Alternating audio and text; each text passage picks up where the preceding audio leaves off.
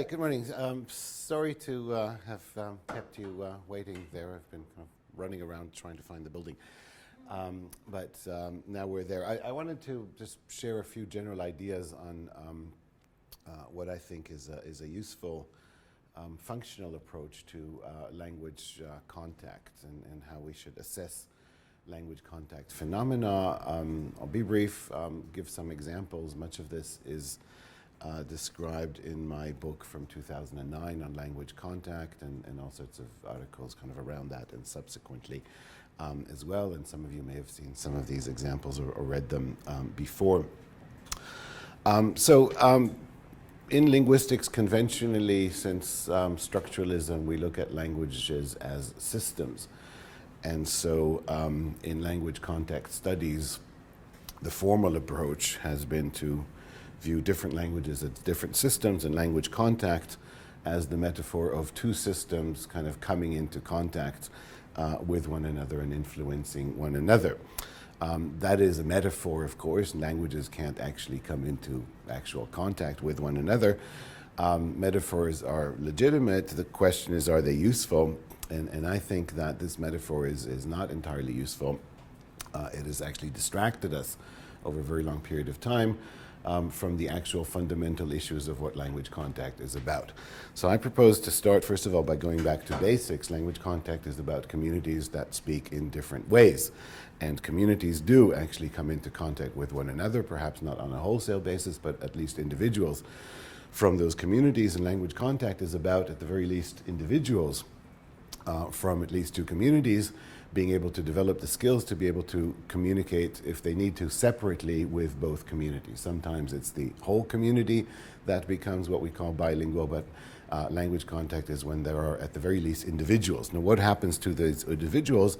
They develop a repertoire of linguistic structures which allows them to communicate in those diverse situations, those distinct situations.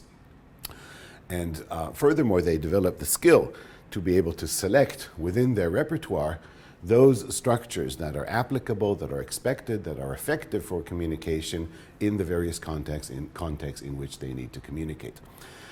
Now, often if you're multilingual, people ask you in monolingual mindset governed areas and sectors, how do you remember all those different words or different structures in your different languages?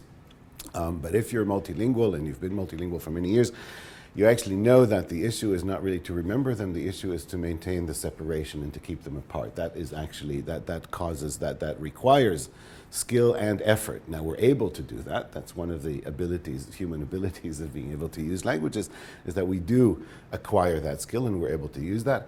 But observations from bilingual first language acquisition, both the formalized ones and the informal ones, if you've had a chance to observe children acquiring language in a multilingual context, then you know, or from the literature, that that ability requires time. It requires linguistic socialization. It's a skill that needs to be acquired. We're not automatically born with it or immediately at the beginning of the language acquisition process. Is not something that can be used immediately with skill, but requires time to acquire. And there are also lapses.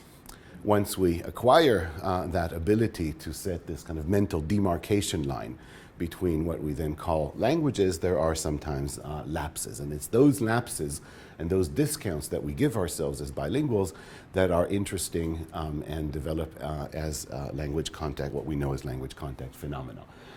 So what I'm saying really is that the individual speaker doesn't have languages separated in their brain or whatever. The awareness that multilingual children acquire of languages comes at the age of 3, 4, something like that.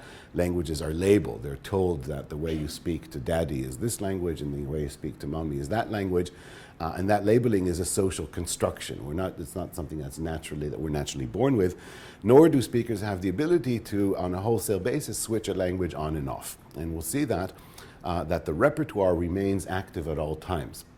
And so a constant effort and a constant application of skill to navigate that repertoire and maintain either a mental demarcation line or shift that mental demarcation line, cross the line every now and again.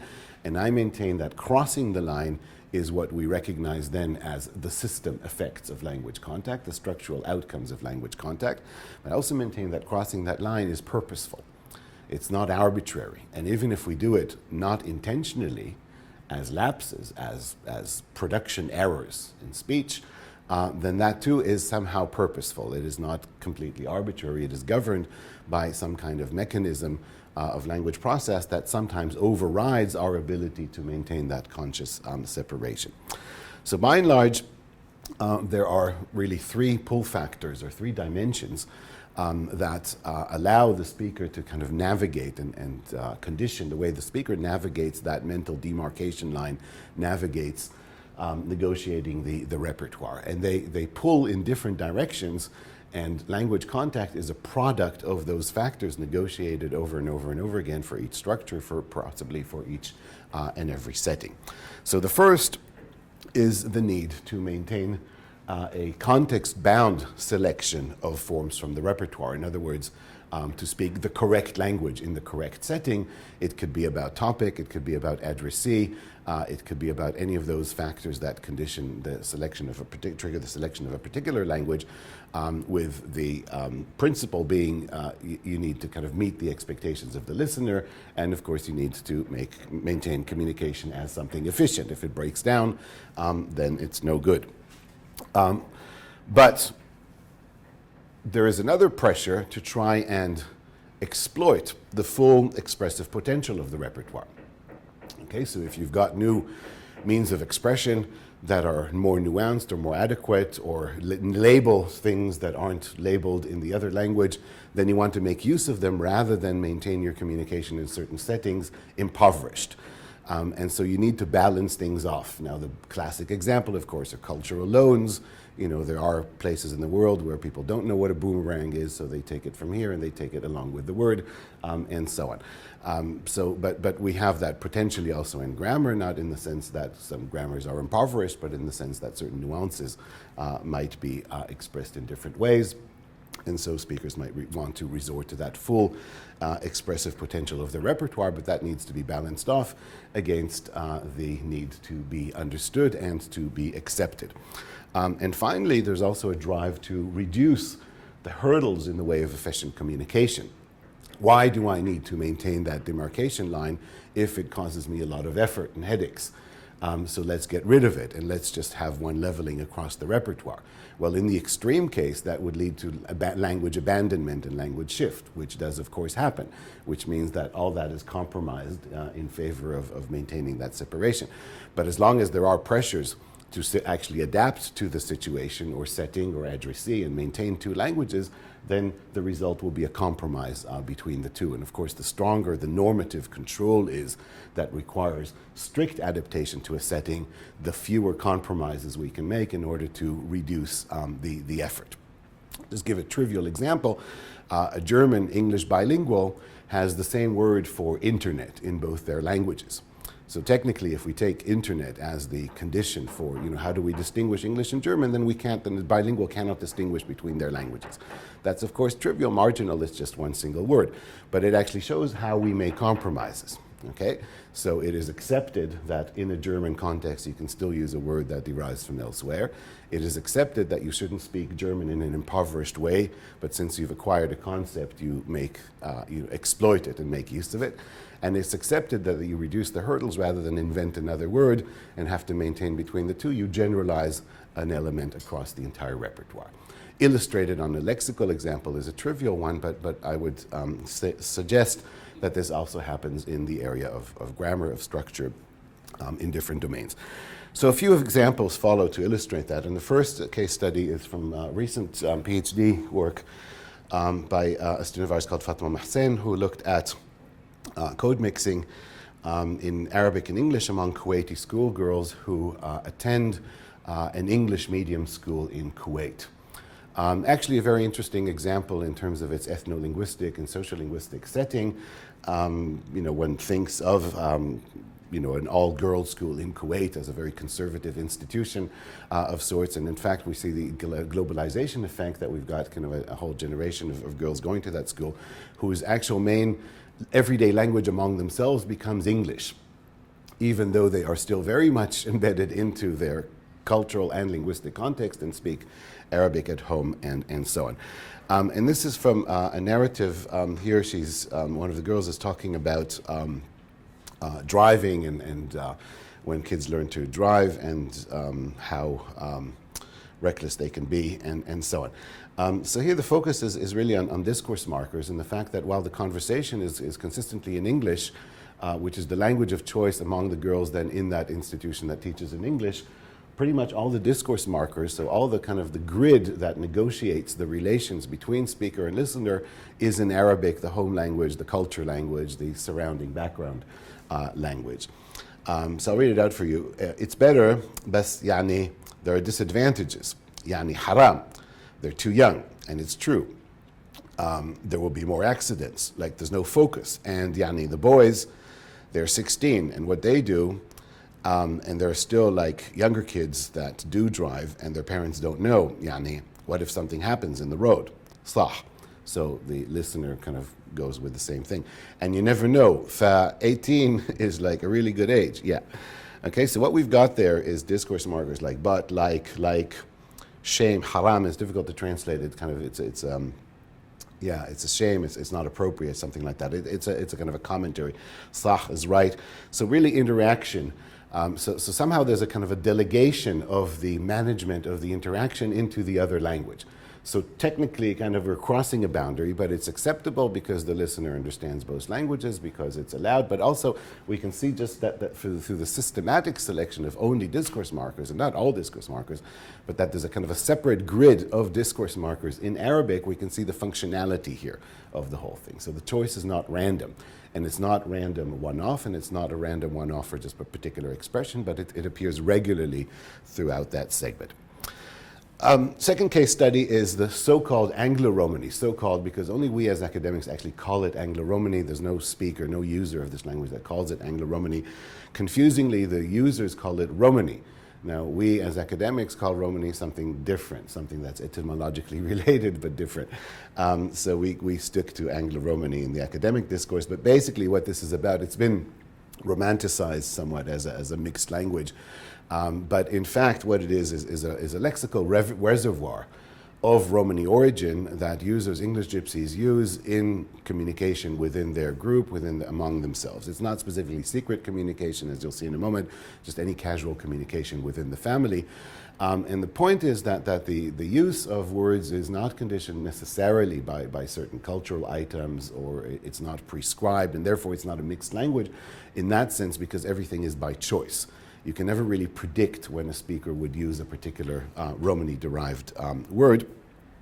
But this is as close as we get to kind of something authentic in Anglo-Romani. This is a speaker in the northeast of England speaking in the family context, and it's from a recording. I just didn't know if we had sound today. Probably would have taken longer to set up. So, but I've listened to this thousands of times and read it hundreds of times, so I'm pretty good at it. So I'll read it to you. But anyway, and I was saying to our Jim, Kushti, Dodi, Dick at the lover we've lelt today.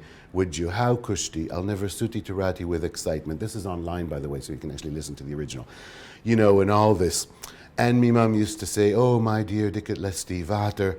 Oh, however did that come to lel such a mush? Oh, what a Kushti chore, Dick, and it's got a moy like a juckle. Oh, me mum, the thing she pent, my chicklaminge, and he's a chicklamuch, he's a lovnigera, and Dick here, show business, I know where that should be, Stereben. He's had more munishins than what he's had hot dinners, you know, me mum's penning. Oh, more than what I've had to all he's had. So this is English. But you can't really know what she's talking about because of the high density of Romani-derived words. Now, somebody who knows Romani and doesn't know English is equally lost, or even more lost. They don't have a clue what she's talking about. They might pick out the odd word. So it's not a dialect, certainly not a dialect of Romani. Now, of course, speakers, from their perspective, they say it's something that other people don't understand. That means it's a language, and we call it Romani, so we speak another language called Romani. To them, that's fine. Now, we've got this kind of ideological approach in linguistics. If the speakers say it's a language, then it's a language. Okay, so I don't dispute that it's a language, but then I would ask what kind of language, and in what way is it different from other things that we call languages. But what is happening here is that under particular situations, speakers are exploiting the full potential of their repertoire. Subject, of course, to it being acceptable and efficient, which it wouldn't be if they're talking to outsiders outside of the community. Okay, and so again, rather than so there's particular conditions on the context-bound selection of repertoire that allow them to exploit that extra potential that they have. So that avoids the question: is it a language, and if so, is it a mixed language, and separate and so, because speakers don't work with languages; they work with their repertoire. Third case study, and there's going to be 4 altogether. So this is bilingual speech production errors around discourse markers. Now, why are they relevant? Because, again, I think that we should take an integrated approach to both synchronic and diachronic manifestations of contact, for the simple reason that while not every innovation in discourse will lead to change, there is no change that does not begin at some point as an innovation in discourse. And so in order to understand change, it's not enough to understand the structures of the languages involved and the social linguistics and cultural context among the community. That will lead us to an overall understanding perhaps of why propagation of innovations is licensed, but it doesn't need to lead us automatically to an understanding of the motivation to change around particular forms and categories and structures. In order to do that, we need to understand the discourse motivation for people to do that. So there's a link between what happens in discourse spontaneously, including what happens unintentionally, inadvertently, and where there are lapses in maintaining that demarcation line that I showed you before. So this is from a trilingual child at the very early age, but you can see, so trilingual, but in this case we have Hebrew and German. So you can see clearly that the choice is consistent in the utterance of Hebrew in that situation. So the child, by this stage, has already pretty much acquired not just the elements of the repertoire, but also the skill to maintain that context-bound separation. So clearly the choice is for Hebrew. This is a child in England, so kind of obsessed, in the spring in England, you've got these snails coming out everywhere, and that's as far as we get in wildlife, pretty much in England. And so the child is kind of, there's no kind of ibises and stuff jumping around. Ibis says, ibus says. And the child says, Bait shel chilazon, aba en chilazon bifnim. It's a snail shell, so the house of a snail, but there's no sail inside. Now the child knows the word but in Hebrew, has used the word but, uses it occasionally. This is a simply speech production error. But it is not, I would suggest, arbitrary that it's around that coordinating conjunction that expresses contrast. Now, if you think of it, contrast, we also have a hierarchy. I don't have time to go into this, but I have in other contexts, the borrowing hierarchies, which is pretty much kind of attested in many languages, with very few exceptions. If coordinating conjunctions are borrowed, but is more likely to be borrowed than or more likely than and it's an implicational hierarchy. So if you borrow and, you will have also borrowed or. If you've borrowed or, you will have also borrowed but. So clearly the difference there is not structural. It's not about the peripheral position, because they all have peripheral positions in the cases that we've looked at. It's really about the semantics, pragmatics of the expression, and it's the hierarchy that expresses contrast. Now, what's the link between contrast and losing control over the right language? And the link is simply in the effort that you require in order to organize that procedure of contrast. What is contrast? It's highly complex, even for a 2-year-old or for an adult, because it means I want to say something. This is my listener. This is what the listener knows. This is what the listener expects. These are the inferences that the listener is likely to draw. This is the inferences that they're likely to draw that I don't want them to draw, and so I need to kind of intervene and preempt that. Highly complex. Okay, it's kind of the bear with me effect, I call it. And around that, you need to go through all of that difficulty and at the same time maintain your demarcation line, which requires an effort. And there's effort clashing with effort, and the product is a lapse here. Now, sometimes those lapses are allowed and they're tolerated in a community, and they become part of somebody's idiolect and ultimately lead to language change, and that's where we get borrowings of conjunctions along that hierarchy.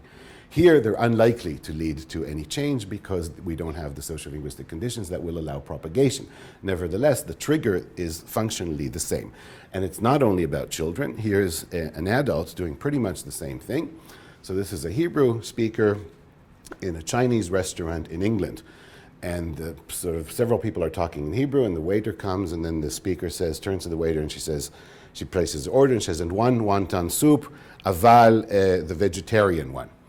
Now clearly there is no issue, and Populac call these things prestige. There's no prestige in using a Hebrew conjunction with a Chinese waiter in a restaurant in England. I mean, there's nothing functional, there's no emphasis, nothing can come out of it. And we actually see that she overrides it. She goes, she doesn't actually completely repair, but there's a hesitation and a partial repair there. So this happens to adults as well. And again, if you monitor yourself as a bilingual or others, around these conjunctions, that happens all the time. Now, how do we know that these things can perpetuate themselves if allowed?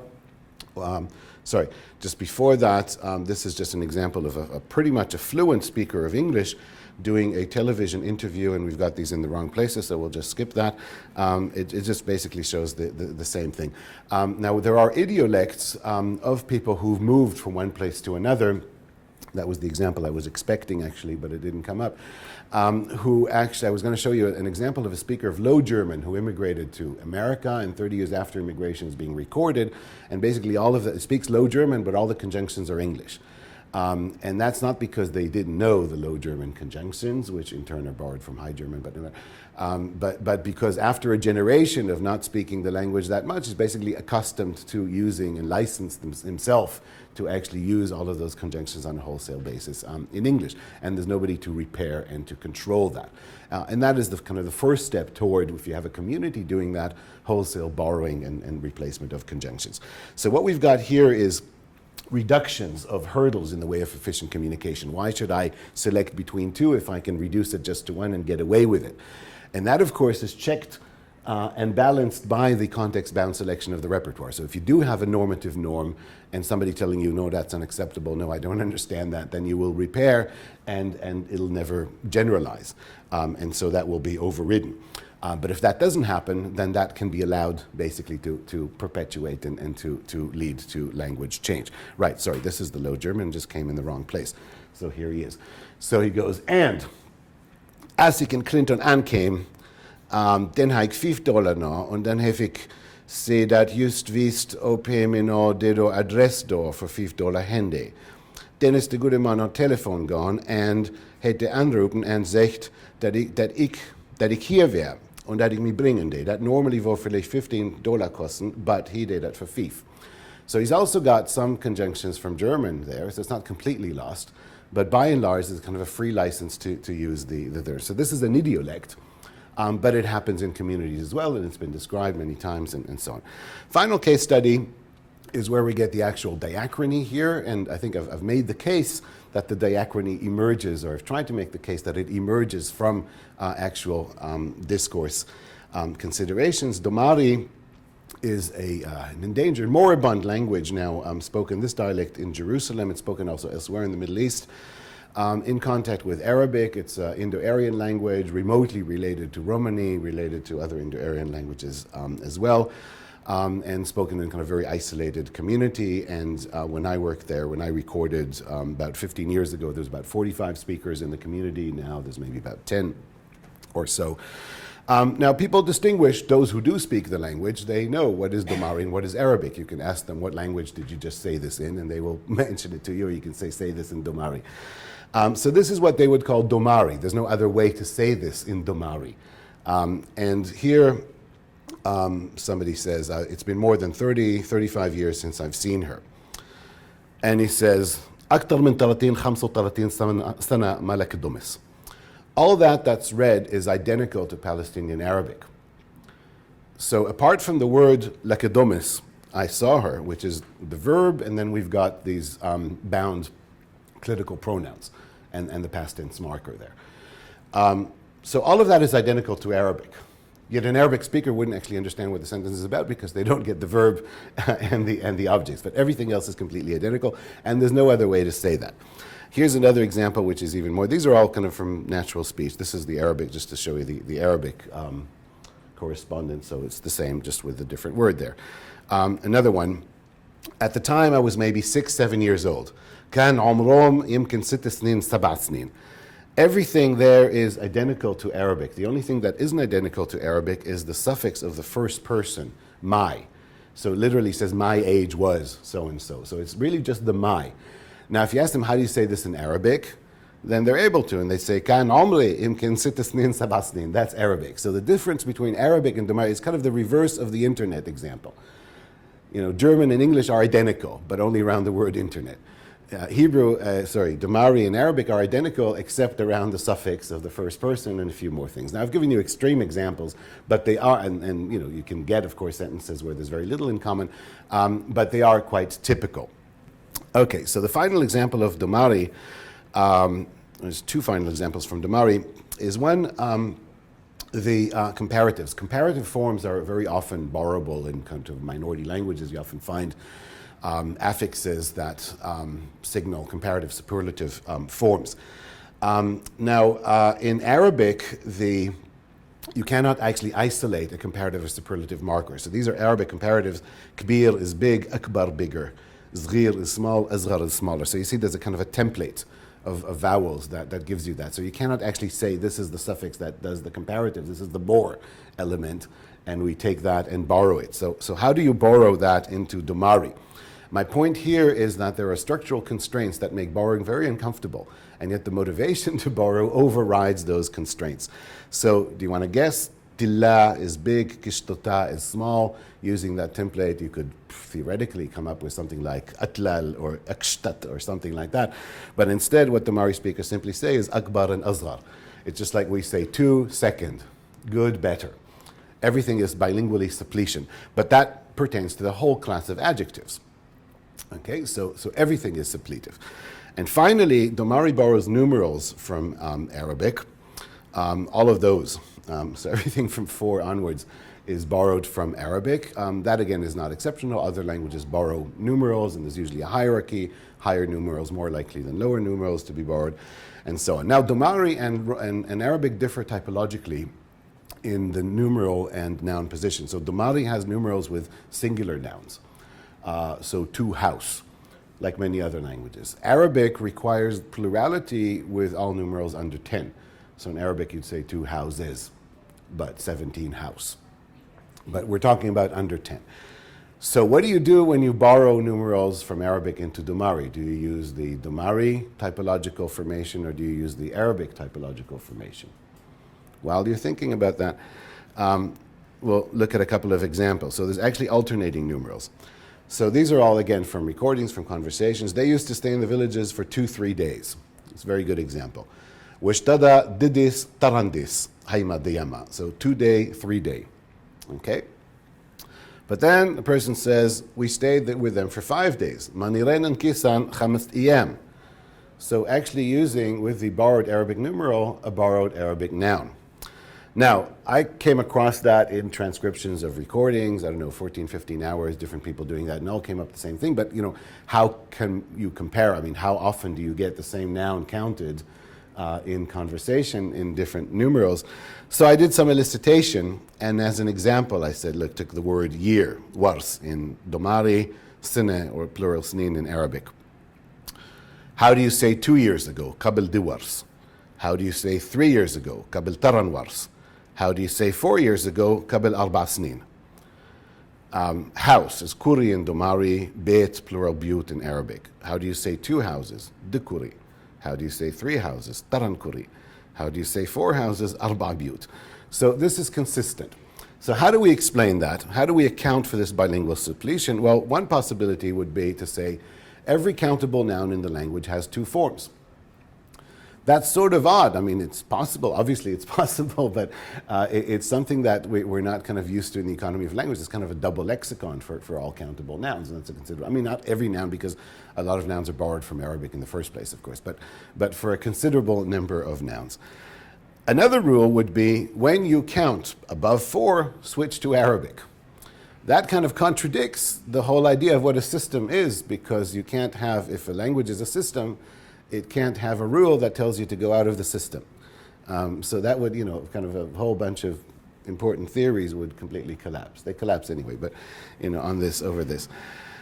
So another possibility would be to say that speakers actually don't process their speech in languages as such. They use it in structures other than languages. And what happens in Damari is that, going back to the repertoire, this reduction of hurdles in communication takes a general effect in terms of The context-bound selection constraints are really minimal. They're actually minimized to that. So there's only very, very few structures that allow speakers to maintain the separation between the languages. And yet, as far as speakers are concerned, they are, well, as long as the language is alive for those speakers who actually use it, it is clearly distinguishable from Arabic, and they're not bothered. So the fact that so many things are identical to Arabic only become apparent to them when you actually ask them, how do you actually say 3 or 4 or rather 5 in Damari? And they go, oh, it's the same. And they're not bothered. Just like the German speaker will say, internet is internet. You know, we're not bothered. It's the same. So really figuring out language contact is, in my view, figuring out how the multilingual repertoire is negotiated. And in the first instance, we have to look at motivation, because motivation is what determines how we negotiate those different constraints as bilingual speakers. And it also determines the link of how do we negotiate things to the actual function of the category. So a functional analysis of the category involved is crucial. And then comes a look at what is the structure and are there structural constraints, where we see that there are often structural constraints that make renegotiating the repertoire boundaries inconvenient. But speakers, if they are motivated to do so, find a way to express the category in a way that overrides any structural constraints. So I think that we need a kind of a wholesale approach to these things. And the social linguistics and the cultural and the length and intensity of cultural context and all of that, they are factors that license propagation, but they are not factors that trigger change, and so they cannot allow us to explain change. We need to go deeper and look at functions of categories and motivations in discourse. Thank you very much.